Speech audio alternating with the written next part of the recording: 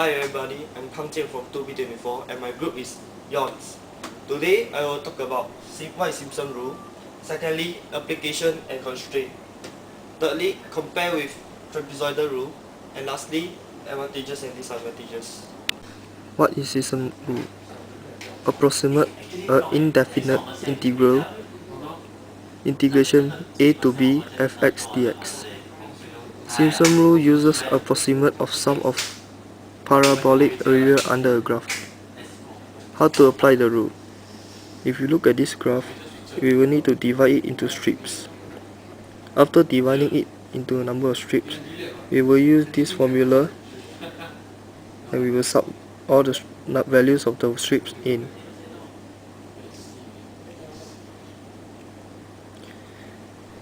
Any constraint on using it, the total number of strips must be even number.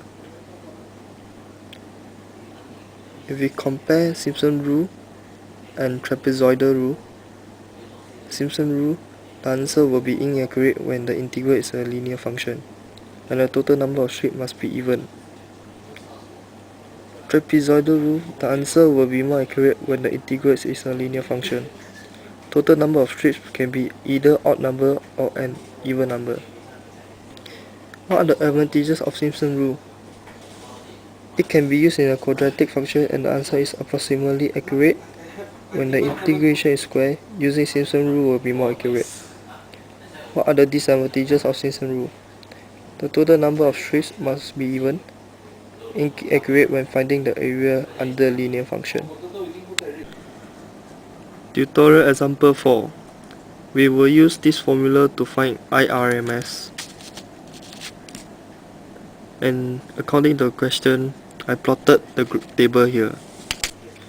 We will need to square each of the current value, and we will square 1.5 which is equal to 2.25, 7 square equal to 49, and so on. We will need to label it as y0, y1, y2, y3, y4, and to y8. We will need to substitute 0 and 40 into the formula, and by using 0 to 40 integration I squared dt is approximately equal to 5 over 3 bracket y0 plus yn plus 4 times y odd, y1, y3, y5, y7 plus 2y even, y2, y4, y6, and we will get this as a result. To find IRMS, we will need to substitute the value we found here into the formula. Therefore, we will need to use 1 over 40 which is B and minus 0 which is A times the answer we get from the integration and square root the whole thing. And we will get 14.76 as the answer. Tutorial number 5. To find VRMS, we will need to use this formula, and I have plotted this table according to a question given. We will need to find V square by squaring the V 2.4 which equal to 5.76, squaring 1.7 which gives 2.89, and as the rest follow. And we will need to use y0, y1, y2 to y6 and plot under each of the value below, so that it will be clearer for us to use the formula.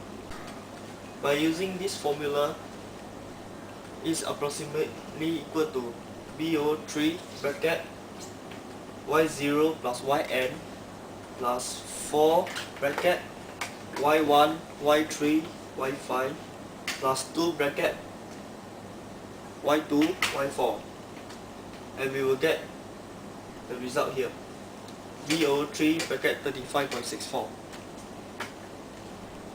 To find PRMS, we will need to use this formula, and we will sub b as a plus 6b and a as minus a. And with using this formula, we will cancel off b with b, a plus with minus a. Therefore, we will left only 1 over 6 times 1 over 3 bracket 35.64 square root, and it will get square root of 1.98, and the answer is 1.41. as we know P equal to IV, we can get this value from the table from just now. 8.6 times 2.4, we will get 20.64, and the rest of the value we just do it like the first value from this. By using integration of a to a plus 6b p dt, we can approximately equal to b over 3 bracket y0 plus yn plus 4 times y1, y3, y5, and plus 2 bracket y2, y4. And after we calculate this all the value, and we will get b over 3 bracket 124.56.